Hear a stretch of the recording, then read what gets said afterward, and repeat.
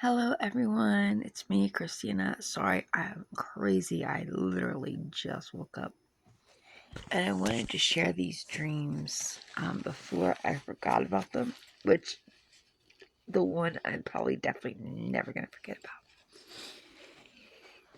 about. So we'll start with that one. All I can remember from that dream, the main part is there was people out on this balcony by the water. And this big, I don't know how to explain it. This big, like, huge mammoth, like, robotic kind of thing rose out of the water.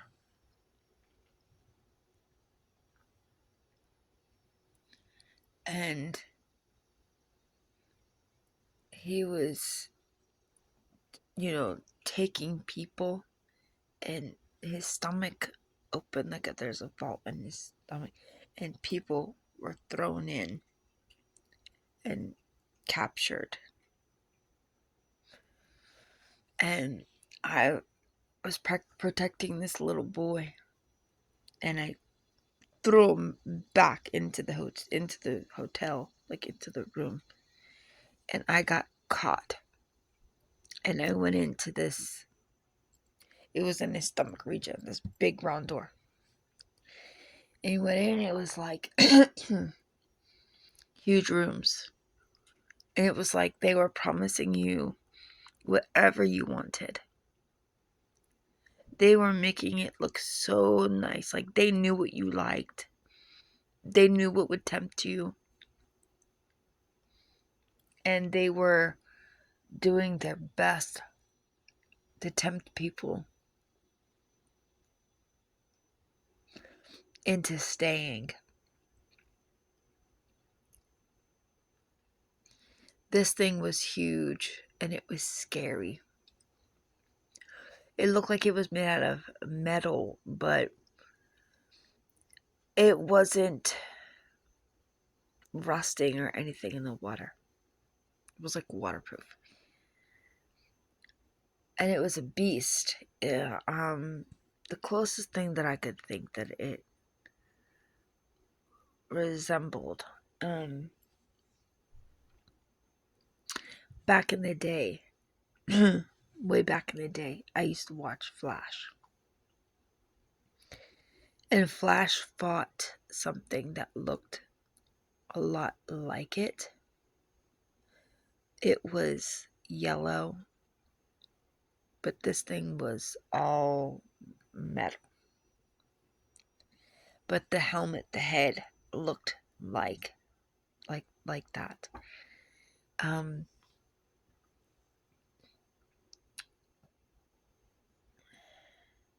it was scary. It was very, very scary. I must have been yelling in my sleep because my husband woke me up.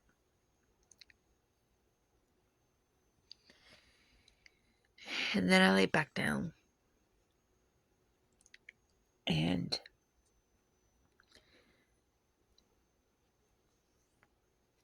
I started drifting off to sleep again.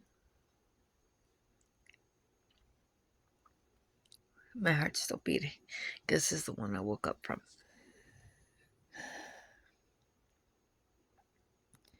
And all I know is me and Rocky are in a vehicle. We're on our way home from the grocery store. And the police pull us over. And they don't pull Rocky out of the car. They pull me out of the car. And they're saying, like, walk on one leg. And I said, I've not been drinking, but I'm blind in one eye. So my balance is really off because of being blind in one eye. Oh, no, you can't lie to us. You can't, just do it. I said, you could take me to the precinct and do a blood test. You could do an alcohol test on me and you will see that there's nothing because I don't drink. I said, Ma'am, I have heart failure. I don't drink. Then they next thing I know, we're in the what I thought was a precinct. There was a lady there selling jewelry. There was, it was just all kinds of things happening at this precinct. And we walk in, and they don't give me the breathalyzer, but they take my blood, which is what I think they wanted. But I was just like, whatever. I'm not drunk. I don't drink. And so at this point, they were like, well, we're going to cut your hair. We're going to cut your hair off if we find out you're drinking. And I was like, don't touch my hair. I did not give you permission to touch my hair. I said I just had it cut. It's so short and I'm trying to let it grow back. Do not touch my hair. But they weren't trying to touch this part of my hair. This lady was trying to touch my crown part of my hair and trying to cut it off. Why that? Why not just throw me in jail? I have no idea. No idea. And then I started praying. And I was crying. I was crying really hard. And my husband was with me, and he was doing really good about keeping his cool, because he's very, very, my husband is very, very protective over me. Very. And so I know the Lord was helping him to just keep his cool and not flip out and not be like, get off my wife, But I was hysterically crying, begging them, do not cut my hair, do not cut my hair, do not cut my hair, do not touch my hair. And Rocky was like, babe, you have to calm down. Remember your heart failure.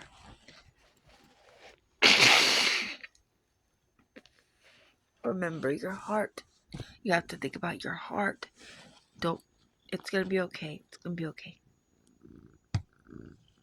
And I said in the dream, Rocky, call my dad. Because at 47 years old, I'm still a daddy's girl. And I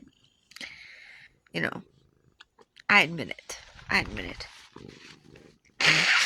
mean, what's he got to do? He's, suffering with 4th-stage kidney failure. Like, what's he gonna do? But back in the day, my dad was somebody to be reckoned with. He was he was the kindest person you ever met until you mess with his family.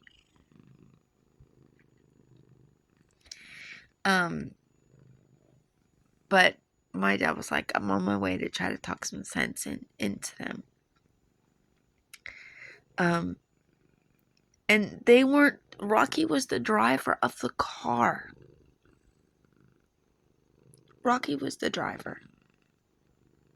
I wasn't the driver. I was sitting in the passenger seat. So why are they questioning me of anything? Because I was in the passenger seat. You could look at me and know that I'm not inebriated. And then they were like, when they couldn't get me for that, they were like, we think you need a mental evaluation. We think you are mentally unstable because of all this crying you're doing. I said, I'm crying because you're trying to blame me for something that I did not do. I'm crying because you have the things around my back and it affects my pacemaker and it hurts. That's why I'm crying. And I'm talking to her as like, yes, ma'am, no, ma'am. Like, I'm talking to her as slow and as kind as I can, doing everything I can to de-escalate the situation. You want to take my blood? Take my blood. You want to give me whatever you have to do, just do it. We have groceries in the car. We don't have enough money to buy more groceries when these melt. When these defrost and go bad, we don't have money for more groceries. You know? And they're not saying anything to Rocky. They're treating him nice. And I'm like, why? Why?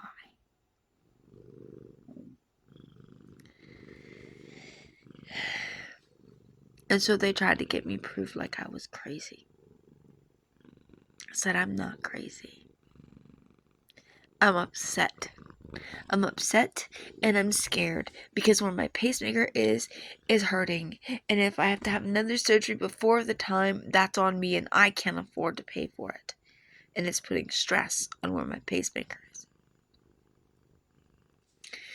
And finally somebody was like, let her go. Let her go. She didn't do nothing. Just let her go. Okay, I started praying. I started praying, and they were like, oh, you're talking to yourself. I said, no, I'm praying to my Heavenly Father.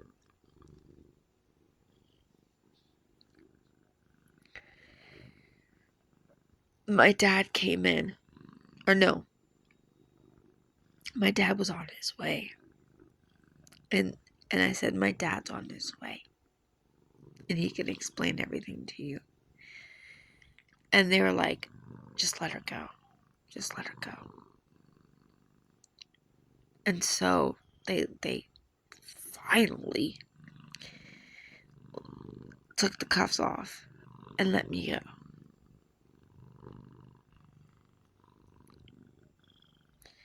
I know both of those were prophetic dreams. It was so real, y'all. I woke up shaken. That's how real it was.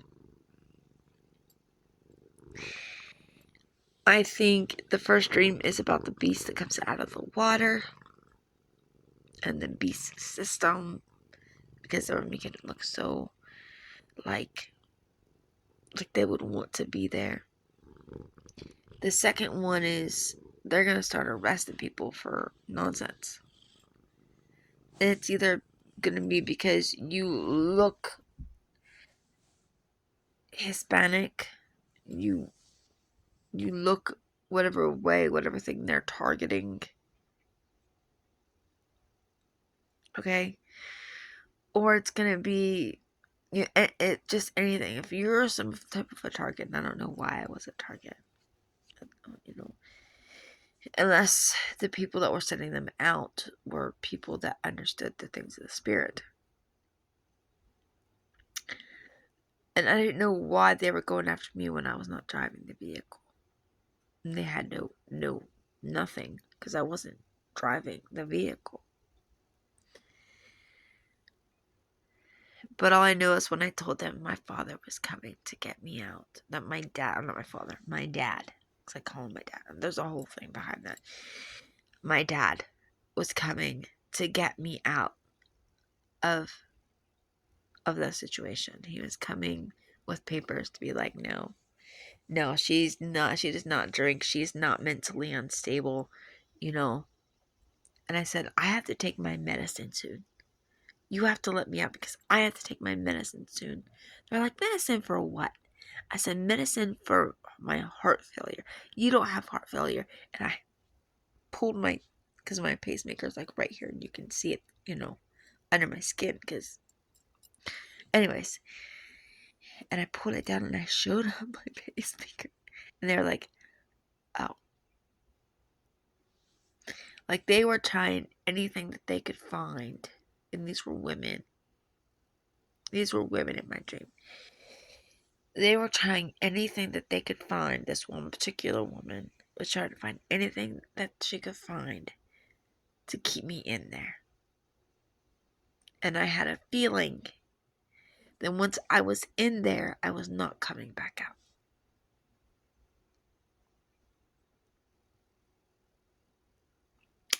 And why? Because they thought I was drinking. Were they going to cut my crown? They didn't want to cut this, my length. They wanted to cut my crown. Very symbolic. Both of those dreams, very symbolic.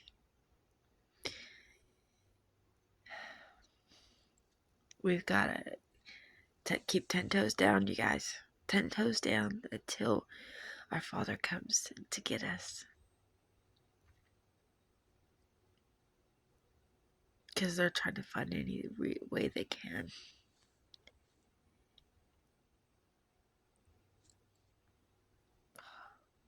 Please ignore my crazy hair. Like I said, I just woke up and I wanted to share this with you guys. I'm barely sitting down to my breakfast and then my Bible study, but I wanted to come on here and let you guys know. Also,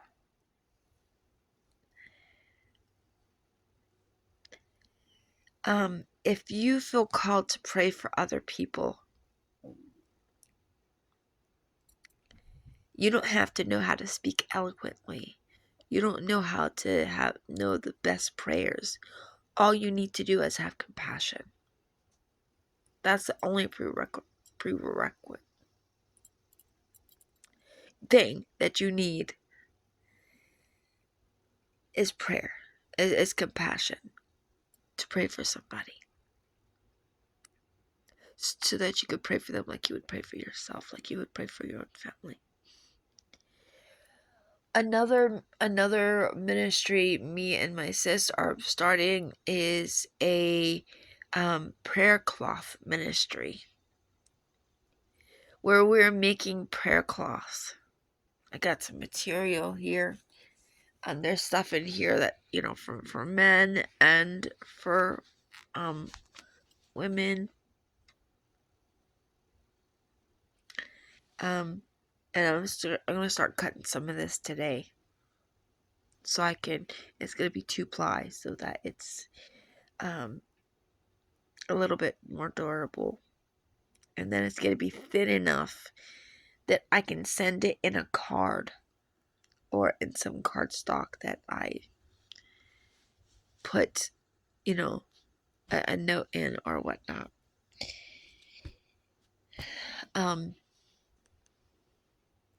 But I have a bunch of cards, so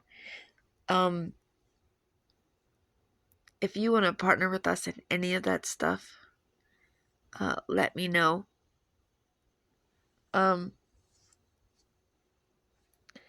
However you wish to partner with us. If you want to send fabric for us to use, if that's what if the Lord leads you to start helping us make them, it's real simple. I'm not even using my machine. I'm afraid of my sewing machine. We'll get into that another time. I use it. I have a little one my friend got me. That's just a little one that I like. But these I'm going to hand stitch. You don't have to. But I'm going to hand stitch. So while I'm sitting there hand stitching them, I'm going to pray over them. If you want to help us with these, we will do a tutorial. We have a WhatsApp, and that is like our main setup for the prayer line. Not so much for people that need prayer to come on there, but for the prayer warriors, the intercessors, those that want to pray for others, pray for the urgent needs of others. It'll be like a dispatch system where we can be like, okay, this is what's happening. This is what's going on, and that way you could be dispatched to pray. So that's kind of what the WhatsApp is going to be for, is a dispatch system. So let all the prayer warriors, the intercessors, know. And that's the only way we will be using WhatsApp. So if you don't have WhatsApp and you want to join us, I can private message you. However, I can do it through chain emails. If you don't want to join WhatsApp, but you still want to pray with us, I can send it to your email. It'll just be like a urgent, email, like, okay, this is what's going down, this is what needs prayed for. But it's a little bit easier to just do the WhatsApp And I could just send you a link and you click it, so we don't have to know each other's phone number. You just click it and you come to the link of the group. And you don't have to post on there. You don't have to, only if you're like, okay, this is an urgent prayer request. And remember, we don't just need people that are intercessors, but we need informants. Hey, this church, is trying to have revival. It needs prayer. I know somebody in the hospital and they need prayer. This is end times, guys. This is end times revival. This is end times. And like in Nehemiah, some people went out there and they built the wall. And that's like going out there and testifying, going out there and baptizing, going out there and preaching the word, going out there and reaching the actual people. Then there were some people that weren't building, but they were watching. And they had their swords. And they had their armor on in case they needed to protect those who were building. So not just the builders are important, but those who protect the builders are important. So if you're not a builder, you are a protector.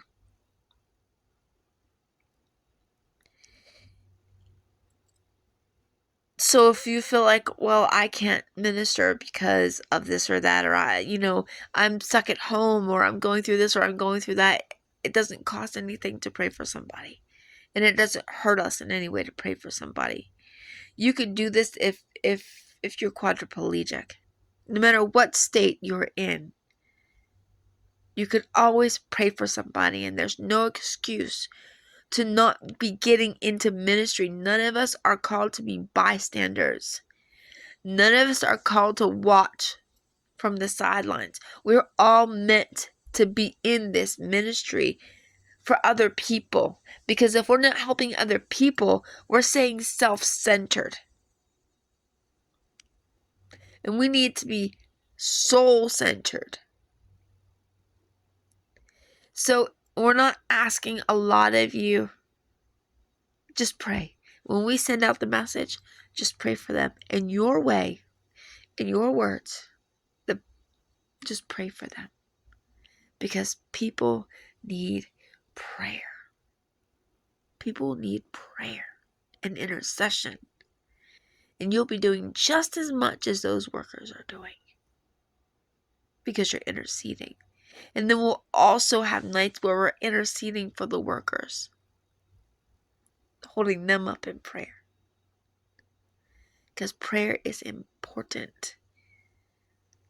If you're not out there working physically in the streets, working with people, if you don't have a ministry where you're helping the people and working for the people, know that nobody is called to be a sideline Christian. We're all called to be in the work field. Whether you're out there working or you're supporting the workers by praying. And so if you want to help us with this, with the prayer cloth ministry, you could do it in several ways. If you have extra scrap fabric, doesn't have to be new. If you have some extra anointing oil, you can send it in. Just you can fill up a little Ziploc baggie. And that will be helping us to create prayer cloths for people everywhere that need it, so that we can send them out to people with cancer. We can send them out to people that need it. And then every time we get ready to send things out, we're going to gather together as a group and pray over them. Because, man, the body needs this right now. The body is broken and hurting. And we all have a responsibility. There's nobody on this earth, there's no Christian on this earth that has no responsibility. I know you may be going through. My husband has Crohn's disease. He's in pain a lot of the time. He's going through a lot, but he still praise like you wouldn't believe it. And I'm not saying this to be mean or to be rude or to be unkind. I know what it's like to go through. I know what it's like to be sick. I have heart failure. I know what that feels like when all you can do is lay on your couch because you're going through. But while you're laying on your couch, pray. Pray. So we will have lists on the WhatsApp. When we send things out, when we alert the intercessors, we'll have a list of what needs prayed for. But we will have more detailed things on our Facebook page. When we get together to pray over the prayer cloths, it'll be on the Facebook page. When we get together to have prayer nights, it'll be on the Facebook page. I know a lot of people do not like Facebook page. So if you don't have a Facebook page and you don't want to do Facebook, then we'll do some nights on WhatsApp where we'll have a video call and we'll get together and pray. So if you can't do Facebook, you don't want to do Facebook. And I know a lot of people don't want to be on Facebook. They don't want to see the things that are happening. But you can just as easy. I'm not active on Facebook. Okay? But I have a Facebook Messenger, and that's how I get in touch with my people. So you could just create a fake Facebook page where nobody sees you, make it private, and just use it so that you can be a part of what's happening on the Facebook page and a Messenger.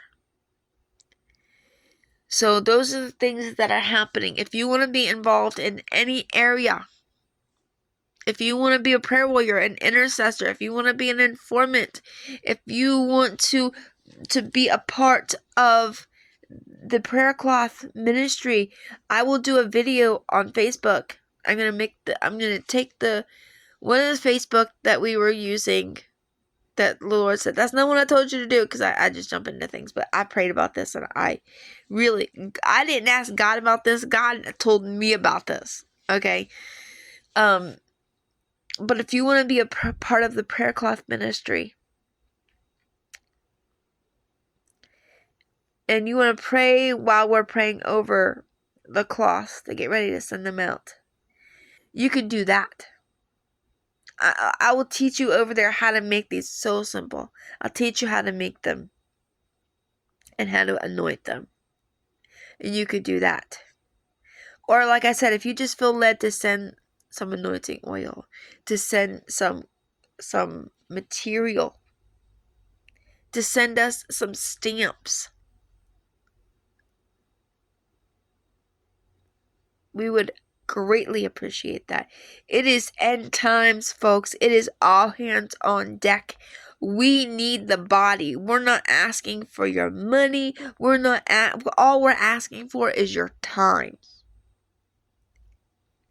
Because we're all meant to be working for the kingdom. All of us. God bless you guys.